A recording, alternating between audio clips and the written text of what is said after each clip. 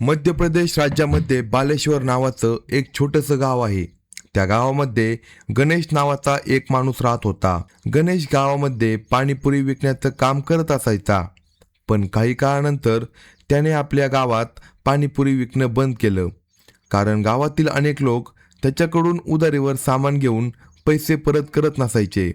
त्यामुळे गणेशने दुसऱ्या गावात जाऊन पाणीपुरी विकायला सुरुवात केली. तिथे त्याचा व्यवसाय खूप चांगला चालू लागला. तो भरपूर पैसे कमवू लागला आणि त्याची आर्थिक परिस्थिती चांगली झाली. पण गणेशमध्ये दोन मोठे दुर्गुण होते. पहिला म्हणजे त्याला जुगार खेळण्याचा प्रचंड नाद होता आणि दुसरा म्हणजे तो दारूच्या आहारी गेला होता. व्यवसायातून मिळणारे जवळपास सर्व पैसे तो जुगार आणि दारूमध्ये उडवत असायचा. गणेशच्या कुटुंबात त्याची बायको सविता आणि त्याची एकुलता एक मुलगी काजल होती. सविताचं वागणं आणि चारित्र्य फारसं चांगलं नव्हतं. सुरुवातीपासूनच ती वेगवेगळे विचित्र कारनामे करत आली होती. ही गोष्ट गणेशला चांगलीच माहीत होती. तो आपल्या बायकोच्या स्वभावाबद्दल पूर्णपणे अनभिज्ञ होता. गणेशची मुलगी काजल हिने 3 वर्षापूर्वी 12वीचं शिक्षण पूर्ण केलं होतं. सध्या ती घरी राहून शिवणकाम आणि भरतकाम करत असायची. त्यातच तिचा वेळ छान जात होता. आत्तापर्यंत त्यांच्या कुटुंबात सगळं काही सुरळीत सुरू होतं. पण गणेशचा स्वभाव खूपच तापट होता. अगदी छोट्याच्या गोष्टीवरून देखील त्याला प्रचंड राग यायचा. अखेर एक दिवस अशी रात्र आली की रात्री 9:30च्या सुमारास गणेशची दारू अचानक संपली. त्याने आपली बायको सविताला सांगितलं, मला आत्ताच दारू पाहिजे आहे, तू जाऊन माझ्यासाठी घेऊन ये, मला बाहेर जायचं नाही. पण बायको सविताने साफ नकार दिला. मात्र नवरा गणेश ऐकायला तयार नव्हता.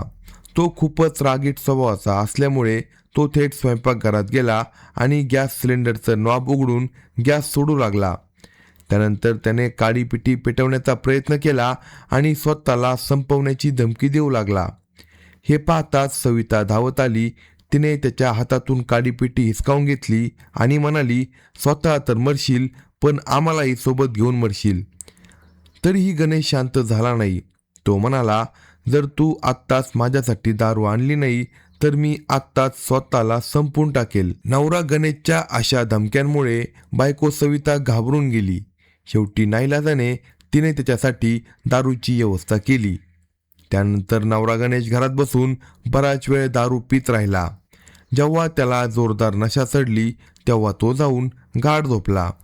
पण त्यावेळी घरातील कोणालाही याची कल्पना नव्हती की पुढे जाऊन या कुटुंबावर किती मोठं संकट कोसळणार आहे. मात्र गणेश काही करण्यापूर्वीच त्याची बायको सविता अशी काही कृत्य करणार होती ज्यामुळे या संपूर्ण कुटुंबाचं आयुष्य कायमचं बदलून जाणार होतं. दिवस हळूहळू पुढे सरकत होते. आता या कुटुंबावर गरिबीचं सावट दाटू लागलं होतं. कारण गणेश आपल्या कमाईतील जवळपास सर्वच पैसे दारू आणि जुगारात उधळून टाकत होता. आधी तो असं करत नव्हता, त्यामुळे घरची आर्थिक परिस्थिती बरी होती. पण आता तो 1 रुपया देखील घरी आणत नव्हता. जो काही तो कमवायचा ते सगळे पैसे तो वाटेमध्येच उधळून टाकायचा. घरात गणेशशिवाय कमावणारं दुसरं कोणी नव्हतं. त्यामुळे दिवसेंदिवस घराची परिस्थिती आणखी बिकट होत चालली होती. दुसरीकडे त्याची बायको सविता सतत एका विचारात असायची. तिची मुलगी काजल आता मोठी झाली होती. उद्या तिचं लग्नही करावं लागणार होतं. पण तिचा नवरा गणेश तर दिवसरात्र दारूच्या नशेतच बुडालेला असायचा. अशा परिस्थितीत घर कसं चालणार आणि मुलीचं भविष्य कसं घडणार याची तिला सतत चिंता वाटत होती. अखेरीस सविताने एक निर्णय घेतला. त्यांच्या घरात एक खोली अनेक दिवसांपासून रिकामी पडली होती. तिने विचार केला, ही खोली भाड्याने दिली तर घर खर्चाला थोडा हातभार लागेल. त्यानंतर सविताने शेजारच्यांना सांगायला सुरुवात केली, तुमच्या ओळखीचं कुणी भाड्याने खोली शोधत असेल तर माझ्याकडे जरूर पाठवा. आमच्याकडे एक चांगली खोली रिकामी आहे. तिने संपूर्ण गावात ही गोष्ट पसरवली. जो कुणी भाड्याने राहण्यासाठी खोली शोधत असेल त्याला तिच्या घराबद्दल सांगावं अशी विनंती तिने सगळ्यांना केली. आपल्या परीने तिने शक्य ते सर्व प्रयत्न केले. पण तरीही अनेक दिवस उलटले तरी एकही भाडेकरू तिच्या घरी आला नाही. असं करत करत जवळपास 1 महिना निघून गेला. या दरम्यान त्या गावातील शाळेत नवीन शिपाई म्हणून एक तरुण रुजू झाला. त्याचं नाव होतं विक्रम. विक्रमचं मूळ गाव तिथून जवळपास 200 किलोमीटर अंतरावर होतं. रोज एवढा प्रवास करणं त्याला फारच कठीण जात होतं. म्हणून त्याने गावातच भाड्याने खोली शोधायला सुरुवात केली. सकाळपासून संध्याकाळपर्यंत तो गावभर फिरत होता. अनेक घरांचे दरवाजे ठोठावत होता. भाड्याने खोली मिळेल का असे प्रत्येकाला विचारत होता, पण प्रत्येक ठिकाणाहून त्याला नकारच मिळत होता. शेवटी संध्याकाळी 4 वाजण्याच्या सुमारास तो थकून भागून सविताच्या घरासमोर येऊन उभा राहिला. त्याने दरवाजा ठोठावला. त्यावेळी योगायोगाने सविता घरात एकटीच होती. तिची मुलगी काजल शेजारच्या मैत्रिणीकडे गेली होती आणि गणेश नेहमीप्रमाणे दुसऱ्या गावात पाणीपुरी विकायला गेला होता. सविताने दरवाजा उघडला आणि तिच्यासमोर एक देखणा तरुण मुलगा उभा असल्याचं तिला दिसलं. त्याला पाहताच ती काही क्षण त्याच्याकडे एकटक पाहतच राहिली. दुसरीकडे विक्रमची नजरही सवितावर पडली.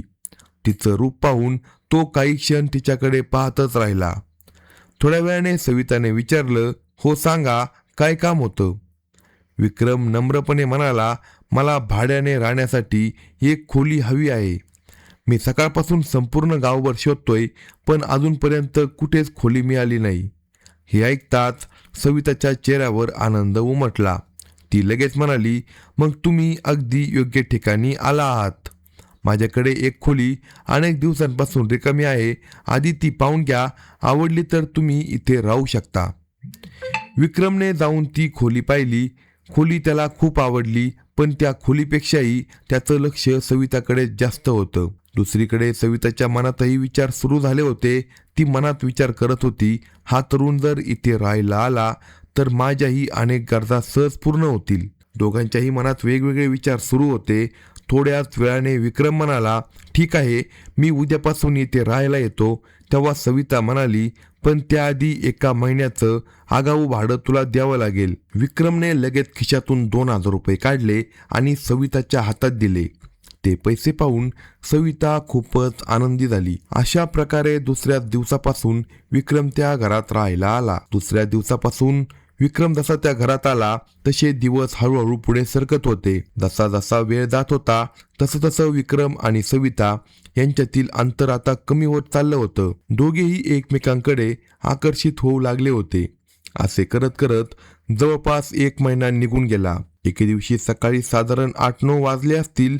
नेहमीप्रमाणे गणेश सकाळीच दुसऱ्या गावात पाणीपुरी विकायला निघून गेला होता. थोड्याच वेळात त्यांची मुलगी काजल देखील काही कामानिमित्त आपल्या मैत्रिणीच्या घरी गेली. आता घरात सविता एकटीच होती. दुसरीकडे विक्रमच्या मनात वेगळेच विचार सुरू होते. तो मनात म्हणाला, आज घरात ती पूर्णपणे एकटी आहे. त्यामुळे त्या दिवशी त्याने शाळेतही सुट्टी घेतली. 10-15 मिनिटांनी विक्रम सविताच्या घरी गेला. घरात प्रवेश करताच तो म्हणाला, आज तर तुम्ही घरी एकट्याच आहात. सविताने देखील त्याला नजरेतून सगळं समजावून सांगितलं.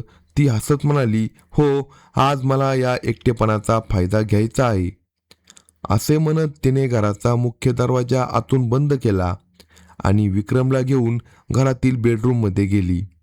त्यानंतर दोघांमध्ये जोरदार अनैतिक संबंध सुरू झाले. कोणतीही भीती किंवा काळजी न करता दोघेही बराच वेळ एकत्र राहिले. काही वेळानंतर दोघे शांत झाले. तेव्हा सविता विक्रमला म्हणाली, मला सध्या 2000 रुपयांची खूप गरज आहे. विक्रमकडे पैसे होते. त्याने कोणताही विचार न करता लगेच 2000 रुपये तिच्या हातात ठेवले. त्यानंतर तो आपल्या खोलीमध्ये परत गेला.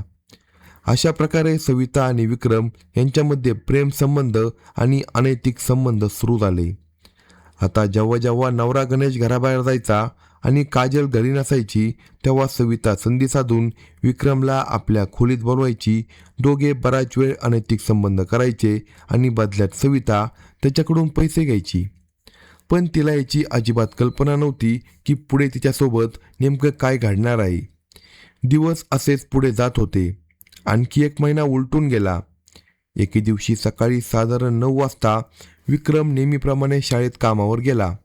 सकाळी 10 वाजता त्याने आपला जिवलग मित्राला फोन लावला. फोन लावताच तो म्हणाला, अरे, आजकाल माझे दिवस फार मजेत चालले आहे. त्याचा मित्र आश्चर्याने म्हणाला, असं काय झालंय? एवढा कोणती तुझी मजा सुरू आहे?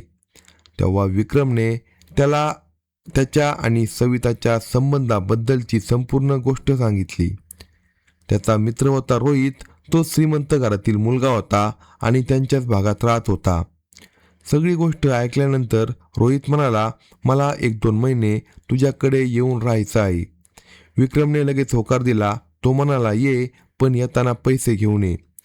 त्यानंतर रोहितने स्वतःच्याच घरातून पैसे चोरले आणि 2 दिवसांनी तो थेट विक्रमकडे येऊन पोहोचला. आता तोही विक्रमच्या खोलीत राहू लागला. दिवस पुन्हा नेहमीप्रमाणे पुढे सरकत होते. एक दिवस सविताने विक्रमला विचारलं, हा तुझ्यासोबत राहणारा मुलगा कोण आहे? विक्रम म्हणाला, हा माझा खूप जवळचा मित्र आहे. इथे नोकरी शोधण्यासाठी आला आहे. 1 महिना माझ्याकडे राहील आणि मग निघून जाईल. पण सविता पुन्हा पुन्हा त्याच्याबद्दल विचारू लागली. शेवटी विक्रमने तिला खरं सांगितलं. तो म्हणाला, हा खूप श्रीमंत घरातील मुलगा आहे. याच्याकडे भरपूर पैसा आहे. हे ऐकताच सविताच्या डोक्यात पुन्हा पैशाचा विचार सुरू झाला. ती मनात म्हणाली, हा इतका श्रीमंत आहे तर यालाही आपल्या जाळ्यात ओढलं तर भरपूर पैसे मिळतील. दुसरीकडे रोहित देखील तिथे काही वेगळ्या उद्देशाने आला होता. हळूहळू तिघांमध्ये आता बोलणं चालू झालं.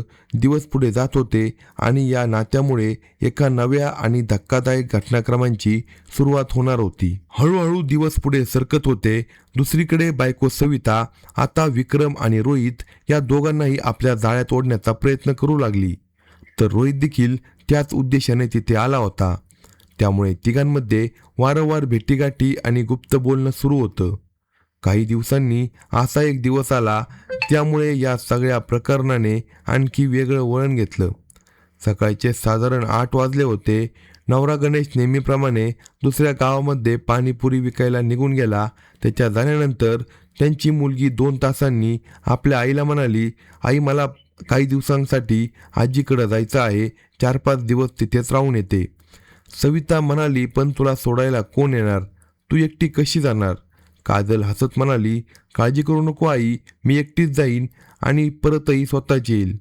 सविताने तिला थोडे पैसे दिले आणि काजल बसने आपल्या आजीकडे निघून गेली. आता घरामध्ये सविता पूर्णपणे एकटीच राहिली होती. गणेश दिवसभर दुसऱ्या गावात असायचा आणि मुलगीही 4-5 दिवसांसाठी बाहेर गेली होती. हे पाहून सविता मनोमन खूप आनंदी झाली. आता तिला कोणाचंही बंधन उरलं नव्हतं. घरात तिला अडवणारं किंवा लक्ष ठेवणारं कुणीच नव्हतं.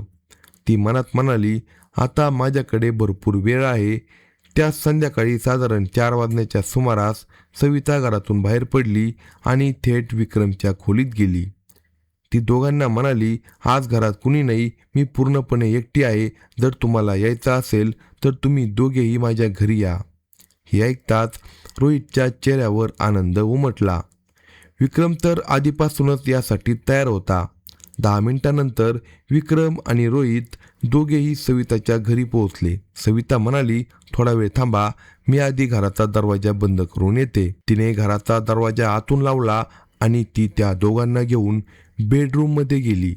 बेडरूममध्ये गेल्यानंतर त्या दोघांनी तिची साडी आणि ब्लाऊज काढले आणि दोघांनी तिच्यासोबत मागून पुढून कार्यक्रम सुरू केला. त्या तिघांनी मनसोक्त शरीर संबंधाचा आनंद घेतला. काही वेळानंतर त्या दोघांनी सविताला काही पैसे दिले आणि ते आपल्या खोलीत परत गेले. आता ही गोष्ट वारंवार घडू लागली. जेव्हा जेव्हा नवरा गणेश घरी नसायचा आणि मुलगी काजल बाहेर असायची, तेव्हा सविता या दोघांना घरी बोलवायची. बदल्यात ती त्यांच्याकडून भरपूर पैसे घ्यायची. तिला वाटत होतं की यामुळे तिच्या आर्थिक अडचणी दूर होतील. पैशाची लालसा आता तिच्यावर पूर्णपणे हवी झाली होती. पण मित्रांनो, एक गोष्ट नेहमी खरी ठरते. चुकीची गोष्ट कितीही लपवण्याचा प्रयत्न केला तरी एक ना एक दिवस तिचं सत्य बाहेरच येतं. सविताला अजिबात कल्पना नव्हती की पुढे तिच्यासोबत असं काही घडणार आहे ज्याची तिने स्वप्नातही कल्पना केली नव्हती. असं करत करत काही दिवस गेले. दरम्यान काजल आजीकडून परत घरीत आली. दुसरीकडे गणेशला एका नातेवाईकाच्या लग्नासाठी 4-5 दिवस बाहेर जावं लागलं होतं.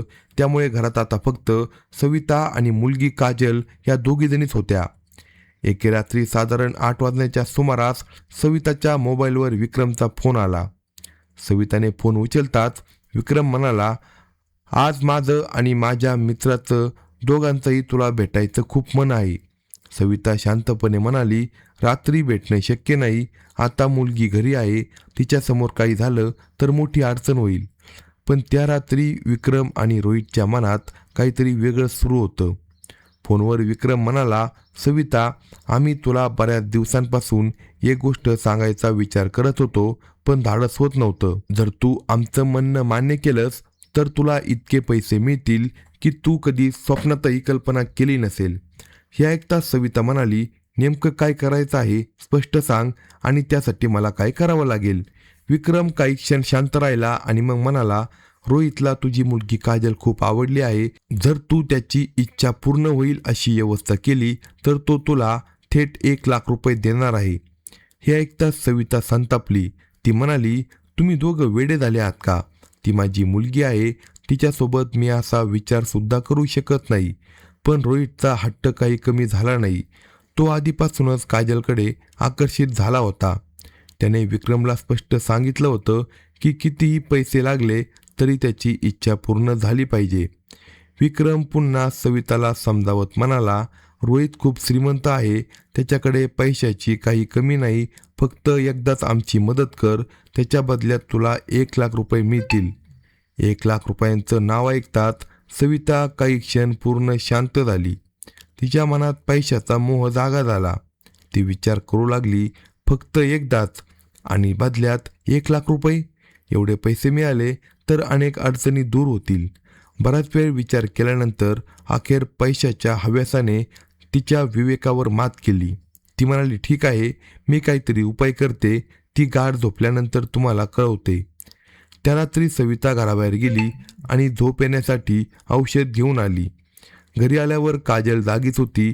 नेहमीप्रमाणे सविताने तिच्यासाठी दुधाचा ग्लास तयार केला, मात्र त्यात तिने झोपेचं औषध मिसळलं होतं. काजलने दूध पिल्यानंतर काही वेळातच तिला प्रचंड झोप येऊ लागली. ती म्हणाली, आई, मला खूप झोप येत आहे, मी झोपते. काजल आपल्या खोलीत जाऊन गाढ झोपली. त्यानंतर सविताने विक्रमला फोन करून सांगितलं ती झोपली आहे. काही मिनिटातच विक्रम आणि रोहित तिच्या घरी आले. सविताने घराचा मुख्य दरवाजा हातून बंद केला. त्यानंतर त्या दोघांनी मिळून काजलवर झोपलेल्या अवस्थेत तिला भोंगळी करून अत्याचार केले. सविताने त्यांना विरोध करण्याऐवजी त्यांना साथ दिली. पैशाच्या हव्यासापोटी एका आईने स्वतःच्या मुलीचं संरक्षण करण्याऐवजी तिचा विश्वासघात केला. पहाटेच्या सुमारास दोघेही तिथून निघून गेले. दुसऱ्या दिवशी सकाळी काजल जेव्हा जागी झाली, तिला स्वतःसोबत काहीतरी अत्यंत चुकीचं घडल्याची जाणीव झाली. तिला संशय आला की या सगळ्यांमागे तिच्या आईचाच हात आहे, कारण दूध पिल्यानंतरच ती इतकी गाढ झोपली होती. हे समजताच ती पूर्णपणे हादरली. तिने तात्काळ आपल्या वडिलांना फोन केला आणि रडत रडत घडलेला संपूर्ण प्रकार सांगितला. तिने स्पष्ट सांगितलं की या सगळ्यात तिच्या आईची मस्त भूमिका आहे. हे ऐकताच नवरा गणेशच्या पायाखालची जमीन सरकली. गणेशला हा प्रकार समजताच त्याच्या पायाखालची जमीन सरकली होती. स्वतःच्या मुलीच्या तोंडून हे सगळं ऐकून तो पूर्णपणे हादरून गेला होता. त्याने क्षणाचाही विलंब न करता नातेवाईकांच्या घरातून ताबडतोब गावाकडे प्रस्थान केलं. घरी पोहोचताच त्याने सविताला जाब विचारला. सुरुवातीला सविता काही बोलायला तयार नव्हती, पण गणेशने सतत प्रश्न विचारत तिच्यावर दबाव आणला आणि अखेर ती खचली आणि तिने संपूर्ण सत्य कबूल केलं. तिने सांगितलं की पैशाच्या हव्यासापोटी तिने विक्रम आणि रोहित यांच्याशी संगनमत केलं होतं. पैशाच्या मोबदल्यात तिने स्वतःच्याच मुलीचा विश्वासघात केला होता. हे ऐकताच गणेशचा संताप अनावर झाला. तो तात्काळ विक्रम आणि रोहित राहत असलेल्या खोलीकडे गेला. त्याचवेळी त्याने पोलिसांना फोन करून संपूर्ण घटनेची माहिती दिली. काही वेळातच पोलीस घटनास्थळी दाखल झाले. पोलिसांनी विक्रम आणि रोहित या दोघांना ताब्यात घेतलं. चौकशी दरम्यान दोघांनीही कबूल केलं की सविताच्या पैशाच्या मोबदल्यात त्यांना पूर्ण सहकार्य केलं होतं आणि तिच्या संमतीनेच हा सगळा प्रकार घडला होता. त्यानंतर पोलिसांनी सविताला अटक केलं. तिघांविरुद्ध संबंधित गंभीर गुन्ह्याखाली गुन्हा दाखल करण्यात आला आणि पुढील तपास सुरू झाला. मित्रांनो, पैशाचा मोह माणसाला किती खालच्या पातळीवर नेऊ शकतो याचं हे अत्यंत धक्कादायक उदाहरण आहे. क्षणिक लोभ, चुकीचे निर्णय आणि अनैतिक वर्तन यामुळे एका कुटुंबाचं आयुष्य उद्ध्वस्त झालं. अशा घटना आपल्याला एक महत्त्वाचा धडा देतात. कुठल्याही परिस्थितीत पैशासाठी किंवा स्वार्थासाठी चुकीचा मार्ग स्वीकारू नये. अशा निर्णयाचे परिणाम केवळ एका व्यक्तीवर नाही तर संपूर्ण कुटुंबावर आयुष्यभरासाठी उमटतात. अशाच नवनवीन स्टोरी ऐकण्यासाठी कलम 302 या मराठी चॅनलला सबस्क्राईब करा आणि आपल्या प्रतिक्रिया कमेंट बॉक्समध्ये कळवा.